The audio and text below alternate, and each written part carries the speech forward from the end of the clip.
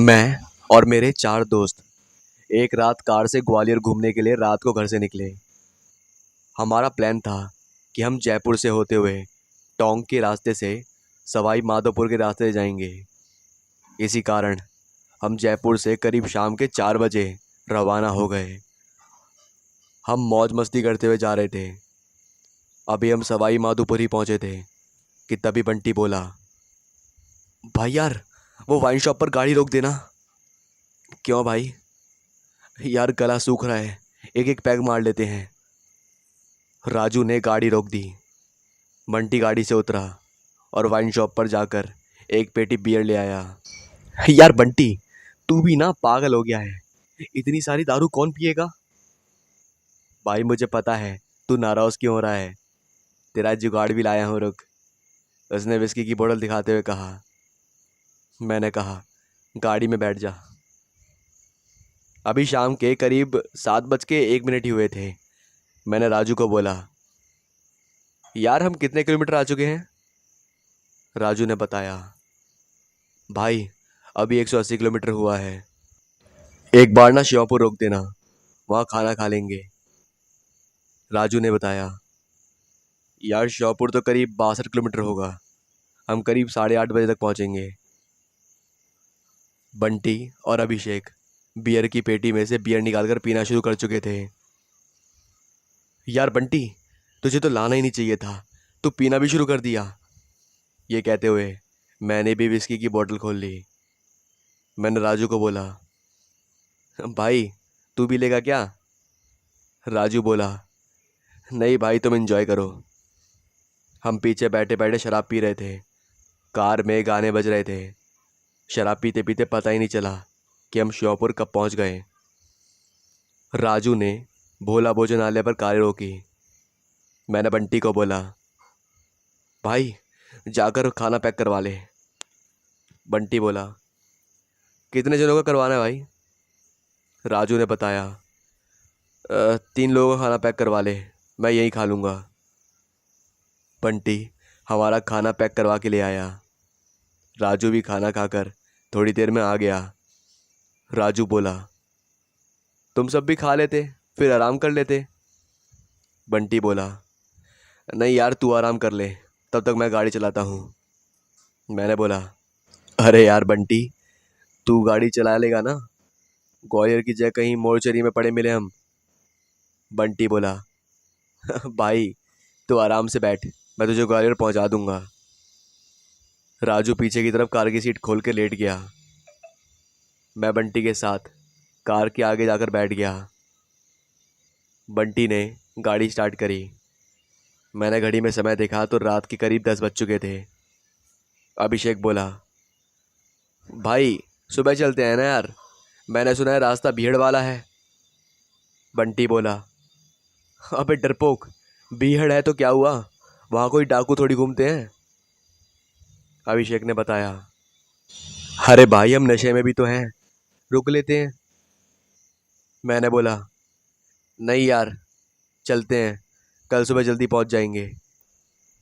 तभी अभिषेक बोला, बन्ना, आपकी तो चढ़ती नहीं है, इसलिए बोल रहे हो। मैंने बोला, भाई तू भी खाना खा ले तो राजू के पास लेट जाइयो, थोड़ा आराम कर लियो। हाँ बन्ना, मैं तो खाना खा लेता हूँ, थोड़ा आराम कर लेता हूँ। बंटी ने कार की स्पीड थोड़ी बढ़ा दी थी। हम अभी सासताई के मंदिर से जो घुमाव से होकर जैसे ही निकले तो बंटी बोला, यार कैसे कैसे मोड़ है? मैंने बोला, ध्यान से चलाना, कहीं किसी मोड़ पर हमारी लाश पड़ी हो। बंटी हंसते हुए बोला, धीरे ही चला रहा हूँ, अब तू बोले तो 20 की स्पीड में चला दूँ? अबे धीरे चला, ये बोल रहा हूँ। चारों तरफ सन्नाटा था। एक हमारी कार सन्नाटे को चीरते हुए जा रही थी। उस समय उस रोड पे ना तो कोई और था और ना ही कोई जा रहा था, जैसे कि कोई इंसान, और ना कोई कार, कुछ भी नहीं था उस रोड पे। पूरी काली अंधेरी रात थी। तभी मैंने बोला, और रोक रोक रोक रोक रोक रोक, गाड़ी रोक, देख सामने क्या है। बंटी गाड़ी रोकते हुए बोला, यार सामने गाड़ी के क्यों रुकवाई तूने यहाँ पर? यार बन्ना, आप देख नहीं रहे, चारों तरफ भीड़ है यहाँ पर। गाड़ी रोकने का मतलब है हमारे साथ इस जगह पर कुछ हो सकता है। मैंने बोला, अरे यार बंटी, मैंने रोड पे कुछ देखा था। अरे होगा यार कोई यहाँ पर जानवर वानवर, देख नहीं रहा चारों तरफ बोर्ड लगे हुए हैं। बंटी ने मैप देखते हुए बोला, देख सामने जंगल रिजॉर्ट है। मैंने बोला, हाँ यार वो तो है। बंटी ने बोला, एक काम करते हैं, हम थोड़ी देर वहाँ रुकते हैं, खाना वगैरह खा लेते हैं और फिर चलते हैं।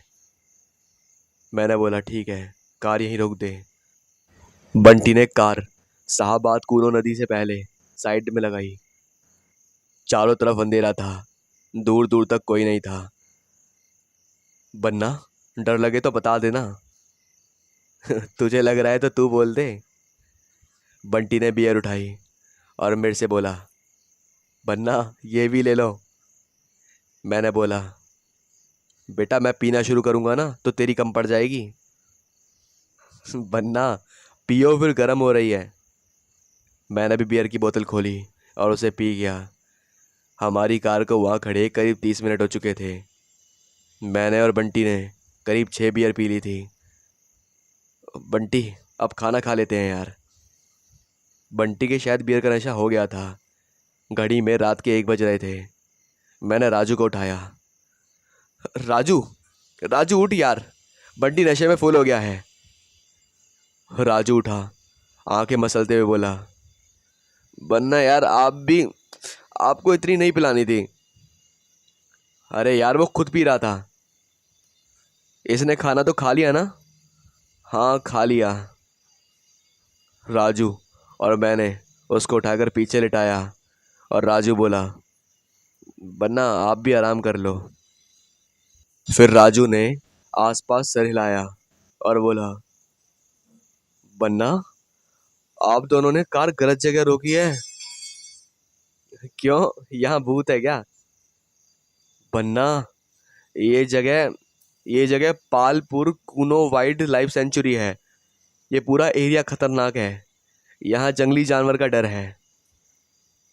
अरे वो गलती से रोक दी, हमें क्या पता था कि यहाँ ऐसा कुछ होगा। राजू बोला, चलो कोई बात नहीं। हम MS मार्ग से होते हुए जा रहे थे।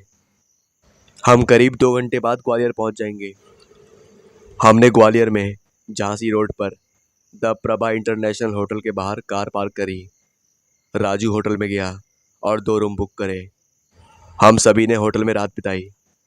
बंटी सुबह बोला, अरे भाइयों, क्यों ना मैं कोई हॉन्टेड पैलेस सर्च करूं, हम लोग वहां चलेंगे। हमने बोला कि ठीक है सर्च करते हैं। वहां फिर थोड़ी देर बाद बंटी बोला, लेकिन यार हमें इंदौर चलना पड़ेगा। मैंने बोला क्यों, वहाँ क्या है? तभी बंटी बोला, वहाँ इंदौर का AB रोड ब्रिज कहने को तो बहुत मशहूर है, लेकिन इस पुल पर कई बार एक्सीडेंट और हादसे हुए हैं, जिसकी वजह से चर्चा में रहा है। इस पुल को गमले वाली पुलिया के नाम से भी जाना जाता है, जो AB रोड पर IPS स्कूल के पास है। यहाँ अच्छा खासा व्यक्ति मौत का शिकार हो जाता है। इंदौर का ब्रिज वो मध्य प्रदेश की खौफनाक जगह है, जहाँ लोगों ने एक औरत सफ़ेद साड़ी में वाहनों के सामने आ जाती देखी है और गायब होती देखी है। AB रोड ब्रिज से हर रोज गुजरने वाले लोगों के उस औरत को महसूस करने के चर्चे सुने गए हैं। और कई बार तो ऐसा भी हुआ है कि उस औरत को देखते ही कुछ लोगों का एक्सीडेंट हो गया, तो कुछ लोग सीधे मौत का शिकार हो गए। इसलिए AB रोड ब्रिज को इंदौर की खौफनाक जगहों में माना जाता है। राजू बोला, फिर कब निकलें? बंटी बोला, आज ग्वालियर घूम लेते हैं, फिर कल सुबह जल्दी निकलेंगे। लेकिन मैंने बोला, आज ही चलेंगे शाम को 4 बजे। मैंने बोला, अभी 11 बजे हैं, 12 बजे चलते हैं। ठीक है, हम रेडी हो जाते हैं। बंटी, अभिषेक, राजू, हम सभी नहा धोकर तैयार हो जाते हैं। घड़ी में दोपहर के 12 बजे थे। हमने होटल से चेकआउट करा और निकल पड़े हमारे मंजिल की तरफ। हमको रात 2 बजे तक उस जगह पहुंचना था, इसलिए हमने रास्ते में रुककर खाना खाया और हम अपनी मंजिल की तरफ निकल पड़े। रास्ते में पेट्रोल पंप दिखा, हमने तेल भरवाया और वापस रवाना हो गए। रात के 8 बज चुके थे। मैंने राजू को बोला, भाई अब तुम सब आराम करो, अब गाड़ी मैं चलाता हूँ, तू थक गया होगा। राजू बोला, नहीं यार मैं चला लूँगा। मैंने बोला, कल रात को तो मैं दारू पी रखा था, इसलिए कार नहीं चलाई। अब हम नशे में नहीं हैं, तुम सब आराम करो, अब मैं चलाता हूँ। राजू बोला, थोड़ी दूर से राइट से लेना, शॉर्टकट मिलेगा उससे चलना। मैंने बोला, जैसा तू बोले। मैंने थोड़ी दूरी पर कट से गाड़ी घुमा दी। वो रास्ता बहुत ही ख़राब था, बाकी हमारी गाड़ी इसी रास्ते के लिए बनी थी। उस रास्ते के दोनों तरफ पेड़ थे, रास्ता एकदम सुनसान था। हम लगातार आगे बढ़े जा रहे थे। तभी मुझे महसूस हुआ कि सिगरेट की गंध आ रही है। ऐसा लग रहा था कोई सिगरेट पी रहा है। मैंने पीछे मुड़ के देखा तो वो तीनों सो रहे थे। मैंने सोचा कि कार में कहीं कोई शॉर्ट सर्किट हुआ है, मतलब उसकी बदबू मेरे को लग रही थी कि ऐसा कुछ तो नहीं है, इसलिए मैंने गाड़ी रोक दी। मैं गाड़ी से उतरा। मैंने देखा चारों तरफ अंधेरा था, जानवरों के लगातार चिल्लाने की आवाज़ आ रही थी। मैंने कार का बोनेट खोला और कार को चेक करने लगा। तभी भड़ाक की आवाज़ हुई। ऐसी आवाज़ थी जैसे कार की छत पर कोई कूदा हो। उस आवाज़ की वजह से मेरे सारे दोस्त उठ गए। मैं भी दौड़कर उनके पास पहुंचा। राजू बोला, क्या हुआ बन्ना? पता नहीं यार, बंटी ने बोला। एक्सीडेंट कर दिया क्या? अरे नहीं यार। तभी अभिषेक बोला, बन्ना कार की छत पर क्या गिरा है? मैंने मोबाइल की टॉर्च से कार की छत पर देखा। ऊपर तो कोई नहीं है यार। अरे यार कोई बंदर होगा, चलो बैठ चलते हैं। मुझे भी यही लगता है। मैं कार में बैठ गया। हम कार से रवाना हो गए। थोड़ी देर बाद बंटी बोला, बन्ना यार ये सिगरेट की बदबू कहाँ से आ रही थी? भाई बदबू तो आ रही थी, लेकिन कैसे और कहाँ से आ रही थी ये पता नहीं चल रहा था। बंटी चारों तरफ गर्दन घुमाकर देखता है और बोलता है कि कार का शीशा खोल ले, बदबू निकल जाएगी। मैंने कार की शीशे खोलने के लिए जैसे ही हाथ बटन की तरफ बढ़ाया तो देखा कि कार का शीशा अपने आप नीचे हो रहा है। मैंने बंटी को इशारा करा। बंटी ने देखा कि शीशा पूरा खुल चुका है। बंटी बोला, बन्ना पीछे वाला भी खोल दे शीशा, ये भी अपने आप खुल जाएगा। बंटी बोला, अच्छा तो देखते हैं। तभी कार का शीशा अपने आप खुलने लगा। बंटी ये देखकर घबरा गया और बोला, अबे यार ये क्या है? तभी हमें एक आवाज़ सुनाई दी, निकल गई सिगरेट की बदबू या नहीं निकली? मैंने कार रोकी और बंटी को बोला कि राजू और अभिषेक को उठा, कुछ गड़बड़ है कार में। राजू और अभिषेक को उठाकर मैंने उन्हें सारी बात बताई। बन्ना मिल गया हॉन्टेड एरिया। हमने हमारे डिजिटल नाइट विजन, इंफ्रारेड, इन्फर्माइट, motion detector, digital video recorder, flashlight सब निकाल लिया। राजू बोला, बन्ना K2 मीटर चालू करो। मैंने K2 मीटर चालू करा तो उसमें सभी लाइट जलने लगी। बंटी ने नाइट विजन कैमरा कार की तरफ घुमा दिया। उसमें भी एक धुंधली आकृति साफ साफ नजर आ रही थी। ऐसा लग रहा था मानो वो हमें देख रही हो। हमने डिजिटल वीडियो रिकॉर्ड निकाला और उससे पूछा, आप कौन हैं? वहां से कोई आवाज़ नहीं आई। मैंने कार की तरफ बढ़ते हुए पूछा, हमें पता है आप हमारी कार में हैं, क्या आप हमें बताएंगे आप कौन हैं? बन्ना कार के पास मत जा। मैं कार के अंदर बैठ गया। मैंने बोला, क्या बताएंगे आप कौन हैं? आप हमारी कार में क्यों बैठे हैं? वॉइस रिकॉर्डर में एक आवाज़ सुनाई दी। आवाज़ ऐसी थी जैसे कोई बोल रहा था कि आप चारों जहाँ जा रहे हैं वहाँ मत जाइए। मैंने पूछा, क्यों, हम वहाँ क्यों नहीं जा सकते? वॉइस रिकॉर्डर के बाहर भी वही आवाज़ साफ साफ सुनाई दे रही थी। ऐसा क्यों हुआ पता नहीं, लेकिन उसने बोला कि तुम सब यहाँ से आगे गए तो तुम मारे जाओगे। मैंने बोला, आप कौन हो और कहाँ हो? बंटी ने हाथ से इशारा किया कि कार में मेरे अलावा कोई नहीं है। तभी हमने देखा, जो आज से पहले कभी महसूस नहीं किया था और ना देखा था। अभिषेक जो कार के पीछे खड़ा था, वो बोला, जब मैं बार बार बोल रहा हूँ चले जाओ, समझ नहीं आता तुम लोगों को। भूत आत्मा ढूंढते ढूंढते किसी दिन तुम आत्मा बन जाओगे। जहाँ तुम लोग जा रहे हो वहाँ तुम्हारी मौत बैठी है। ये सुनते ही राजू बंटी घबरा गए। वो दोनों मेरे पास आ गए। मैं बोला, तुम कौन हो? अभिषेक बोलता है कि तुम सब यहाँ से चले जाओ। मैंने एक बार बोल दिया तो बोल दिया। मैंने बोला ठीक है, हम यहाँ से चले जाएंगे, लेकिन तुम वादा करो कि तू हमारे दोस्त को छोड़ देगा। वह बोलता है, ठीक है, मैं वादा करता हूँ। अभी अभिषेक का शरीर एकदम निढाल होकर जमीन पर गिर पाता है।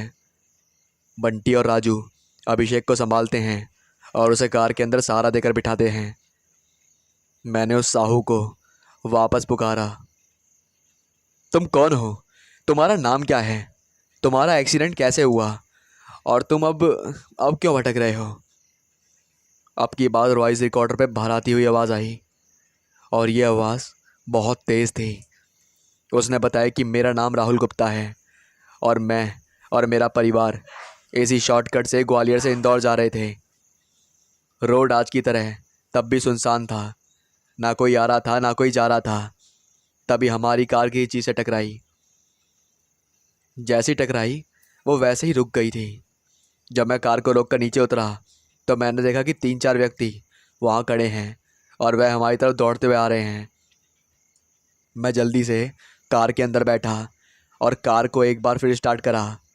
कार स्टार्ट हो गई और मैंने तुरंत ही बैक गियर लगाया और वहाँ से जल्दबाजी करके कार को पीछे लिया और फिर आगे का गियर लगाकर गाड़ी को तेज़ रफ्तार में भगाकर उनके बीच से निकालते हुए आगे ले लिया। इस समय मेरी सांसें बहुत तेज तेज चल रही थी और मैं बार बार पीछे देख रहा था। मैंने सामने चल रहे ट्रक को नहीं देखा। जब तक मैं कार को संभालता तब तक कार ट्रक से भिड़ गई। ट्रक के पीछे रखे सरिये मेरे पेट को चीरते हुए सीट में घुस गए। मेरी वाइफ जो कार के पीछे वाले सीट पर बैठी थी, उसका भी पेट पूरी तरह से सरिये ने चीर दिया था। हमारा बेटा जो हमारे साथ था, उसका क्या हुआ, कहाँ गया, ये पता नहीं चला। मेरे लड़के की तलाश में मैं यहाँ भटक रहा हूँ। अब मेरी तरह ही आगे किसी के साथ कोई दुर्घटना ना हो जाए, इसीलिए मैं यहाँ खड़ा हूँ। क्योंकि पुल वाली बात सच है और वो 4 आदमी जो गुंडे की तरह थे, वो कोई आदमी नहीं थे, वो साए थे जो पुल पे कब्जा करके बैठे हैं। और शायद वो बुरी आत्माएं हैं जो वहाँ भटक रही हैं और उन्हीं की वजह से एक्सीडेंट होते हैं। तुम्हारे जैसे मैंने कईयों को सचेत किया, लेकिन ज़्यादातर बंदे रुकते नहीं हैं। ये सब सुनने के बाद मैं पूरी बात समझ गया। मैंने बोला ठीक है, हम यहाँ से चले जाते हैं। हमने कार को बैक लिया और वापस ग्वालियर की तरफ रवाना हो गए। आज भी मुझे जब मेरे दोस्तों को वो भयानक रात याद आती है तो हम सहम जाते हैं। अगर हमें वो अच्छी आत्मा नहीं मिलती और कहीं सच में हमारे साथ वो दुर्घटना हो जाती तो ना चाहते हमारा क्या होता। एक सवाल आज भी मेरे जहन में आता है, अगर उन दोनों के साथ बच्चा था तो वो कहाँ चला गया? दोस्तों, मैंने ग्वालियर के आगे आने वाली जगह का नाम काफ़ी जगह बदल दिया है, क्योंकि ये सच्ची घटना है। हम अंधविश्वास को बढ़ावा नहीं देते, जो होता है वही बताते हैं। आप भी ध्यान रखें, क्योंकि ऐसी घटना कभी भी किसी के साथ भी हो सकती है।